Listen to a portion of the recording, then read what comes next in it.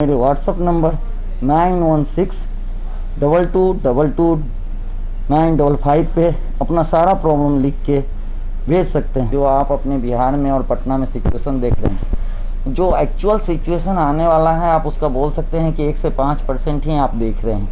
सो स्थिति अगले 20 से 40 दिनों में बहुत ही और गंभीर होने वाली है। सबसे ज़्यादा खतरनाक पॉपुलेशन वही है, क्योंकि वो दूसरे को भी इन्फेक्ट होम आइसोलेशन में करने का चांस है। अभी हम लोगों ने क्या किया है कि एक सिस्टम डेवलप किया है कि व्हाट्सएप के थ्रू उनके पीरियोडिकली सारे चार्ट्स मंगवाते हैं, फीवर, बीपी, पल्स, उनका ऑक्सीजन सेचुरेशन, यूरिन आउटपुट, और उस हिसाब से उनको मेडिकल एडवाइस देते हैं कौन सी दवा लेनी चाहिए, एंटीबायोटिक लेनी चाहिए, किस समय क्या इंजेक्शन लेना चाहिए, ताकि वो सीरियस होने से बच सके। नमस्कार, रिपब्लिकन न्यूज़ देख रहे हैं आप। मैं हूं तनुज मासूम। देश दुनिया जिस परिस्थिति से गुजर रहा है सबको पता है। कठिन परिस्थितियां हम लोग झेल रहे हैं और आगे भी कब तक झेलेंगे इसकी अभी कोई गारंटी नहीं है। ऐसे भी सिचुएशन में समाज में कुछ ऐसे योद्धा हैं जो लोगों के लिए काम कर रहे हैं, दिन रात हमारे लिए बने हुए हैं, हमारे लिए काम कर रहे हैं। वो अपनी सेवाएं लोगों को दे रहे हैं। हमारे साथ जुड़ रहे हैं आज खास एपिसोड में डॉक्टर प्रभात रंजन। एक तरफ जहां तमाम सरकारी दावे फेल होते नज़र आ रहे हैं, जितने भी सरकारी अस्पताल है, अगर हम बात कर ले पीएमसीएच की, एम्स की, एनएमसीएच की, तो वहाँ पर कोविड टेस्ट जो हो रही है वो एक तरह से पूरी तरह से वो फेल्योर हो चुकी है। फिर भी आप ऐसे में अपनी सेवाएं दे रहे हैं। किन किन बातों का ख्याल रखते हैं आप? अभी सबसे बड़ी बात यह है कि जो आप अपने बिहार में और पटना में सिचुएशन देख रहे हैं, जो एक्चुअल सिचुएशन आने वाला है, आप उसका बोल सकते हैं कि 1 से 5% ही आप देख रहे हैं। सो स्थिति अगले 20 से 40 दिनों में बहुत ही और गंभीर होने वाली है, और उस हिसाब से हमने अपनी तैयारियों को यदि नहीं बदला, गवर्नमेंट ने नहीं बदला, तो स्थिति बहुत खतरनाक हो जाएगी। अभी ही एम्स और बड़े बड़े हॉस्पिटल में हंगामे शुरू हो गए हैं एडमिशन के लिए। लोगों को स्वास्थ्य सुविधाएँ नहीं दिक्कत है, और कोविड के पेशेंट्स को होम आइसोलेशन में एक अच्छे खासे पॉपुलेशन को रहना है एज पर गाइडलाइंस। सबसे ज़्यादा खतरनाक पॉपुलेशन वही है, क्योंकि वो दूसरे को भी इन्फेक्ट होम आइसोलेशन में करने का चांस है। दूसरा, उनकी मॉनिटरिंग बहुत इम्पॉर्टेंट है। वैसे पेशेंट में से यदि 10-15% पेशेंट भी हॉस्पिटल की तरफ मूव करने वाले हो गए तो आपकी हॉस्पिटल की स्थिति और गंभीर हो जाएगी। तो अभी हम लोगों ने क्या किया है कि एक सिस्टम डेवलप किया है कि व्हाट्सएप के थ्रू उनके पीरियोडिकली सारे चार्ट्स मंगवाते हैं, फीवर, बीपी, पल्स, उनका ऑक्सीजन सेचुरेशन, यूरिन आउटपुट, और उस हिसाब से उनको मेडिकल एडवाइस देते हैं कौन सी दवा लेनी चाहिए, एंटीबायोटिक लेनी चाहिए, किस समय क्या इंजेक्शन लेना चाहिए, ताकि वो सीरियस होने से बच सके।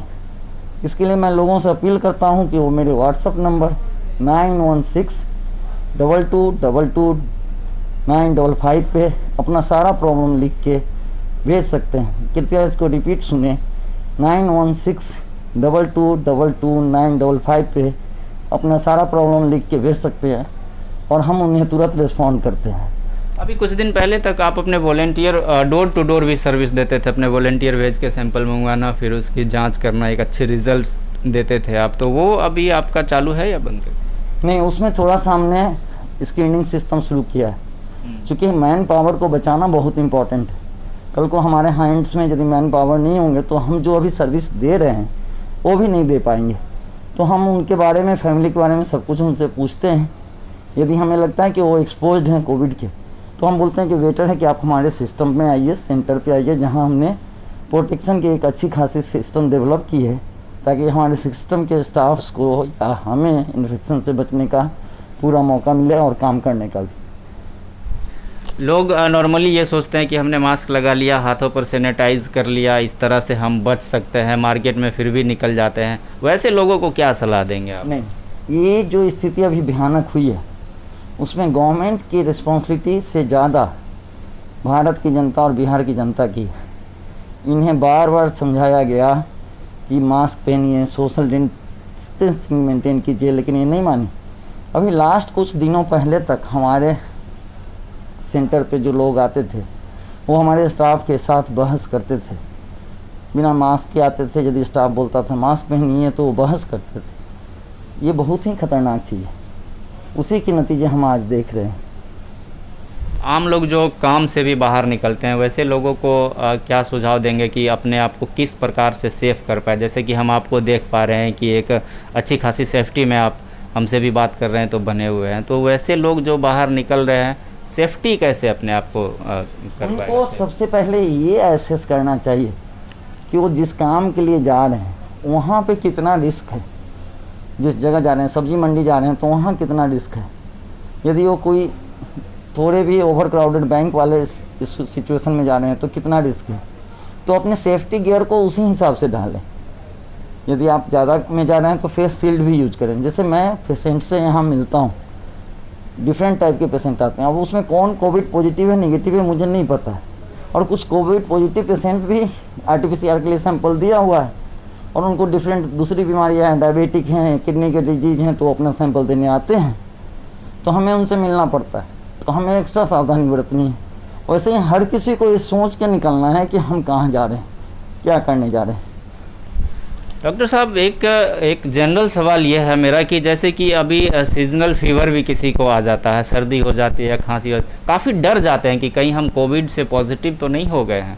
तो कौन से सिम्टम्स ऐसे लोगों को समझना चाहिए कि मुझे कोविड है नहीं है, घबरा जाते हैं काफ़ी, तो इस स्थिति में क्या करना चाहिए? उनको इस तरह के कोई भी सीजनल या कोई भी सिम्टम आए तुरंत किसी न किसी डॉक्टर से मिलना चाहिए, टेलीफोनिकली बात करना चाहिए।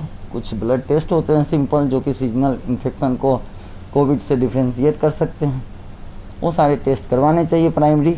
उसके बाद यदि ज़रूरत होगी तो कोविड-19 की PCR या दूसरे टेस्ट करवा सकते हैं। इसके इलाज की कितनी संभावना है? अगर जो लोग कोविड से संक्रमित, उनका रिपोर्ट पॉजिटिव आ जाता है कि आप कोविड से संक्रमित है, काफ़ी घबरा जाते हैं। कई लोगों की मौत तो इसकी हार्ट अटैक की वजह से भी हो गई है कि हम कोविड संक्रमित हो गए हैं, अब मेरा मरना तय है। वैसे लोगों को कैसे रहना चाहिए? कितना देखिए, कोविड-19 का पूरे वर्ल्ड वाइड कोई फिक्स प्रोटोकॉल है नहीं ट्रीटमेंट की। सब जगह गवर्नमेंट ने या ICMR ने किसी ने भी नए रिसर्च करके नए जो भी ट्रीटमेंट से लोगों को फ़ायदा हुआ उसके हिसाब से गाइडलाइन बनाए, और ये गाइडलाइंस भी रोज़ चेंज हो रहे हैं। WHO की तरफ से भी, ICMR की तरफ से भी, क्योंकि नई नई बातें पता चलती है। प्लाज्मा थेरेपी शुरू में लगा कि बहुत बड़ा हथियार है, कुछ पेशेंट में सक्सेसफुल हुआ, कुछ में नहीं हुआ। सो अभी सारी चीज़ ट्रायल्स एंड एरर्स में ही चल रहे हैं। और दूसरा, पेशेंट्स को नहीं घबराना चाहिए कि कोविड हो गया तो हम बचेंगे नहीं। कोविड होने वाले 99% पेशेंट्स बच रहे हैं, रिकवरी रेट 93% है वर्ल्ड वाइड। सो ये नहीं सोचना चाहिए कि हम कोलैप्सिंग कर रहे हैं। ये थे हमारे साथ आज विशेष एपिसोड में डॉक्टर प्रभात रंजन, जो लगातार अब भी बने हुए हैं, लोगों को अवेयर कर रहे हैं कि किस तरह से आपको घर से बाहर निकलना चाहिए, और लगातार अपनी सेवाएं लोगों को दे रहे हैं। इस कठिन परिस्थिति में भी उनका चेकअप कर रहे हैं, और डोर टू डोर सर्विस भी देते थे, लेकिन अब ये digitally door to door service दे रहे हैं व्हाट्सएप पर मंगा के। तो ऐसे ही तमाम अपडेट्स हम आप तक पहुंचाते रहेंगे। फिलहाल बने रहिए रिपब्लिकन न्यूज़ पर। अभी के लिए फिलहाल इतना ही। नमस्कार। रिपब्लिकन न्यूज़ से जुड़ने के लिए सब्सक्राइब बटन दबाकर चैनल को सब्सक्राइब करें। नोटिफिकेशन प्राप्त करने के लिए यहाँ बेल को दबाएं। वीडियो अच्छा लगे तो लाइक करें और दोस्तों के साथ शेयर करना ना भूलें।